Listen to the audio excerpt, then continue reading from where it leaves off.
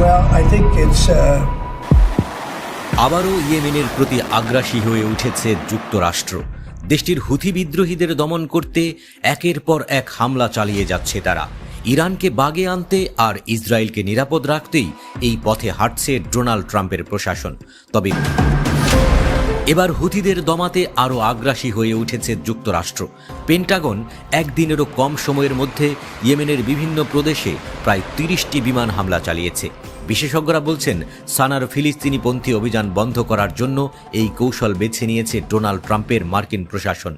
সাম্প্রতিক সপ্তাহগুলিতে আমেরিকান বিমান বাহিনী ইয়েমেনে চালানো সবচেয়ে ভারী বোমা হামলাগুলির মধ্যে এটি অন্যতম।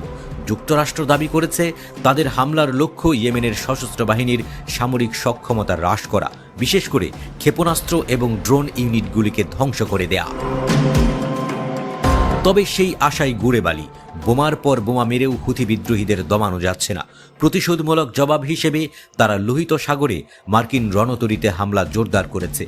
ইসরায়েলি বিমানবন্দর লক্ষ্য করে তারা হাইপারসনিক ক্ষেপণাস্ত্র ছুটছে। বিশেষজ্ঞরা বলছেন, হুথিদের লক্ষ্য করে চালানো মার্কিন হামলাগুলো কার্যত ব্যর্থ হচ্ছে। ইয়েমেনের ভূপ্রকৃতির কারণে কৌশলগত সুবিধা পাচ্ছে হুথি বিদ্রোহীরা। উল্টো 2023 সালের অক্টোবর থেকেই ইসরায়েল বিরোধী অভিযানে নেমেছে হুথি। ইসরায়েলি বাহিনী গাজা উপত্যকায় গণহত্যা শুরু করলে ফিলিস্তিনের প্রতি সংহতি জানায় তারা। ইয়েমেনের বিরুদ্ধে ব্রিটিশ এবং ইসরায়েলি হামলার সাথে মার্কিন অভিযান তীব্রতর হওয়ার পরও পিছু হটছে না হুথি। তারা বারবার বলছে তাদের অভিযান তেল আবিবের গণহত্যার বৈধ প্রতিক্রিয়া। যতক্ষণ না ইসরায়েল উপকূলীয় অঞ্চলের বিরুদ্ধে তাদের আগ্রাসন এবং অবরোধ বন্ধ করবে, ততক্ষণ হুথির আক্রমণও অব্যাহত থাকবে।